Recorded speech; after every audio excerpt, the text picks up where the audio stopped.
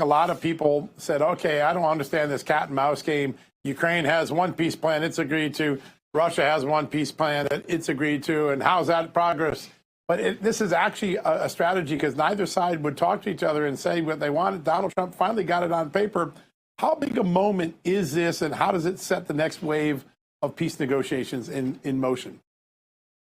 Well, if you've ever negotiated anything, and virtually everybody has, if you don't understand what you want and what the other side wants, you can never get to yes. It's always going to be a no. And so to see that now both sides have defined their interests and their goals allows President Trump actually to come in and set additional parameters time-wise and to push it. And I think it always is going to come back down to territory. And that's going to be the issue. But in the meantime, there's a whole host of other issues that both sides are trying to get to. I think it's a defining moment and actually ratchets up the heat on both sides now to come to the table now that they've basically the cards are on the table. Yeah, and all the U.S. officials, and by the way, this is the art of the deal in action, right? President Trump knew that the reason there wasn't peace for 11 years, an ongoing war, was that neither side really knew what the other side wanted out of a solution. Now it's in clarity, and that really does allow for an exchange of ideas.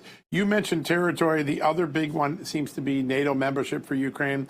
Ukraine seems to want to keep that on the table. Russia wants to take it off, but then have the United States guarantee Ukraine's security going forward.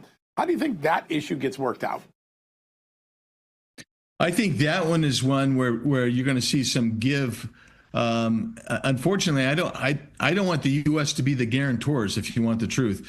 NATO and the European allies, they should be the guarantors. And if they are, then I think that Ukraine can live with that. And Ukraine's going to, but Russia's also wanting them to lose some armaments and size of their military. I think Ukraine's going to say, look, if you're going to make it so we have to defend ourselves, then we have to have what we need to defend ourselves. And I think in the end, Russia probably gives on that because that's not the big deal. The big deal for them is NATO membership.